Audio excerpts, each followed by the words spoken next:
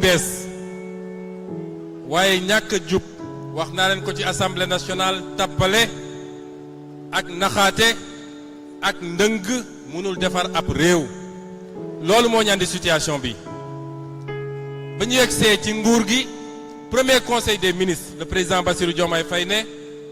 nañu def l'audit des finances publiques loolu loi la ci réew mi loi la boo xam ne dañ ko transposer muy disposition communautaire ba ñu defee audit ba la ñu gis yéen yëpp dégg ngeen ko dégg naa ay weddi ak ay lappi-lappi waaye weddi yi jeex na léegi weddeetuñu de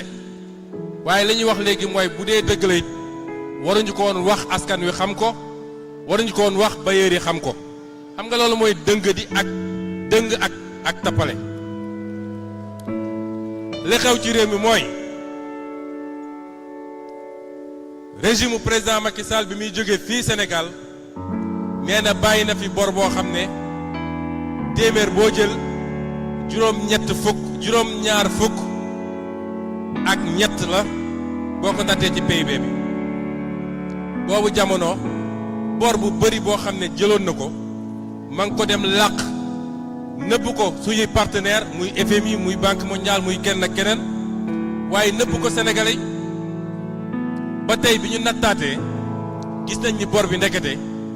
wàññi woon na ci lu weesu 10 points yoo xam ne tey yóbbee na Sénégal ñu dégradé ko ci notation am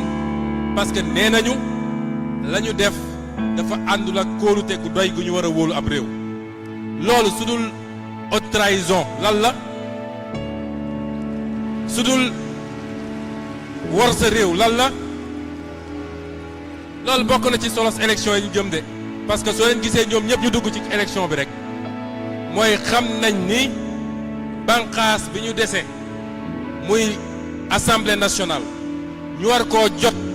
ngir ñaar ba ñetti mbir bokk na ci mbir yooyu mooy mën a woo ñi ñu war a woo yëpp ñu ñëw layoog askan wi moo tax ñu rey seen bopp pour mën a téye assemblée nationale pour loolu bañ a am moo tax faw rek waxuma ngeen jox ñu assemblée de man suñu naree jox assemblée ñu naan suñu majorité ñaari député ñetti député la ba léegi doylu ma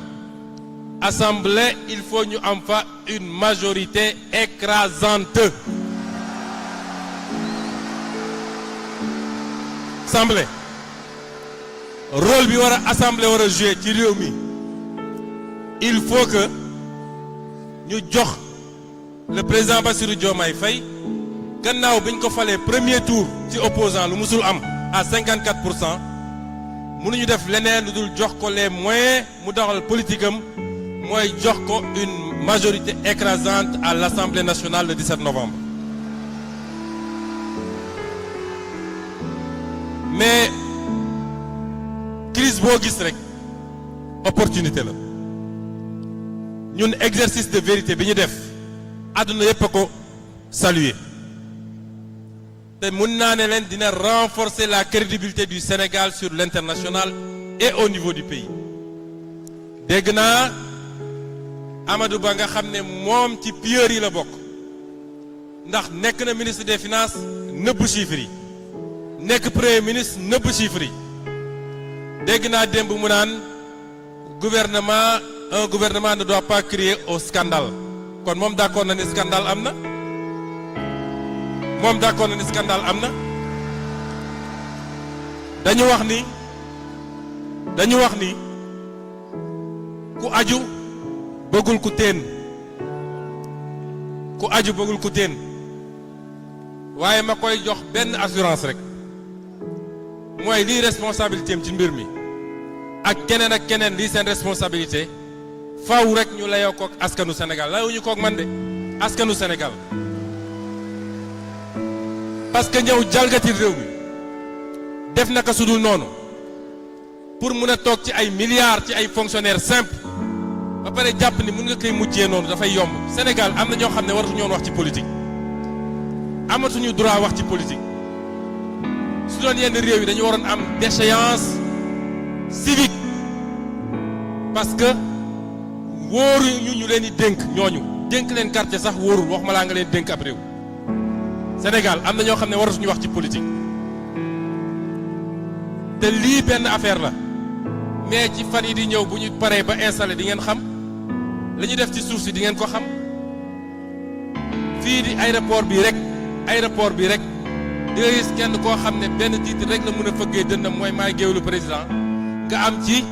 ay 1 hectare 2 hectares ci aéroport bi dagg ko ay suuf su dul jeex di jaayaat yor say milliards toog foog ngeen ni loolu yoon la est-ce que loolu dañ koy bàyyi mu romb ci réew mi su dee loolu sénégalais yi d'accord nañ ñu bàyyi ko mu romb parce que dañ koy teg ci ay maslaha mooy réew mi jaratul kenn di xeex ngir dara parce que pratique yooyu moo tax ndaw ñi waroon am liggéey amuñu liggéey ah moo tax faw mu jeex fi waaye waxuñu ko pour jooytu dama leen bëgg a wax ni on a notre destin en main liggéey bu ñu war a door la bis ni ki tey su ma déggee ñu naan FMI Banque mondiale diw ak diw loolu yëpp baax na waaye ñooñu yoruñu suñu dund yoruñu suñu réew il faut que yéen ñëpp ngeen xam ko est-ce que ñun sénégalais yi pare nañu pour def li ñu war a def pour am suñu souveraineté est-ce que pare nañ ko loolu dafa laaj nag ñu bàyyi gis-gisu jooni baaxul réew dañ koy tabax méthodiquement brique après brique dañ koy tabax ci effort ak sacrifice ñun am nañu possibilité financer suñu bopp est-ce que xam ngeen loolu dinañu proposer sénégalais yi gannaaw élection législative yi nañ leen proposer des leviers endogènes de financement daal di andi des modèles de financement innovants lu mel ni lancé am nañu ko tuddee woon diaspora bond may profito di féliciter la diaspora sénégalaise ci seen taxawaay ak seen xeex ñoom it kenn demul ñu des waaye la ñuy waajal buñ koy sànni duñ ko tuddee diaspora bond patriote bond lañ koy tuddee parce que li xew fii tey rek wane na ni waa réew mi seen bopp ñi ne fii ci biir réew mi kenn amul ëpp leen capacité de mobilisation kenn ëppalewu leen capacité war a lamb dara seen poos pour dugal ko ci loo xam ne njëriñu ñëpp la léegi dañ ma ne xayma bu njëkk bi ñu def rek nee nañu levé nañu déjà lu mat 500 millions te mbir yaa ngi continuer di dugg ngàcce gaalaama Pastef dama ne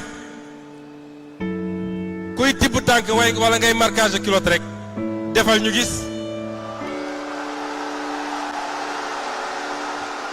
loolu mooy nit bu dee danga koo fan ba tax nga ne lu mu def ma def ko bu wootee arena Dakar arena xanaa kay suñ tegee ñetti fan nga woote Dakar arena bu levee 500 millions xanaa kay nga góorgóorlu ne man sax levé naa 50 000 francs ma wàññil leen ko rek moo tax li ma